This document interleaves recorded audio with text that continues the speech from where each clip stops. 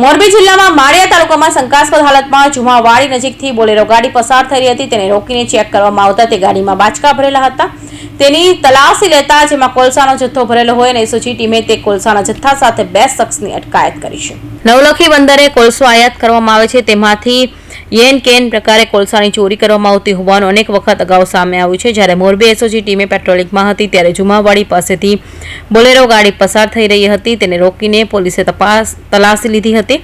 ત્યારે તે ગાડીમાંથી પ્લાસ્ટિકના બાચકામાં કોલસા ભરેલા હોવાનું જ ખુલ્યું હતું અને જુમાવાડી પાસે દરિયા તરફના કાંઠે કોલસા ભરેલા પ્લાસ્ટિકના બાચકા પડેલા માલુમ પડ્યા હતા. જેથી કોલસાને દરિયામાં આવતા શિપ કે પછી બાજમાંથી યેન કેન પ્રકારે કાઢવામાં આવ્યા હોવાની શંકા સેવાઈ રહી છે. કોલસાના જથ્થા સાથે બંને શખ્સોની કોલસાએ ને દરિયામાંથી કાઢવા ઉપયોગી લીધેલી બોટ કોલસો ભરેલી બોલેરો ગાડી સાથે ઝડપી પાડ્યા છે અને આ શખ્સો ચોરીથી અને છળકપટથી આ કોલસો મેળવ્યો હોવાની શક્યતા છે.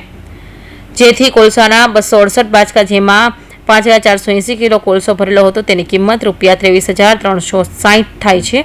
તે કબજે કરી આરોપી હારૂન સુલેમભાઈ સાયચા અને જાફરભાઈ ઓસણભાઈ પરારને પકડી મુદ્દામાલ સાથે માળિયા તાલુકા પોલીસે હવાલે કરી દેવામાં આવ્યા છે. શ્રીકાંત પટેલ, મોરબી.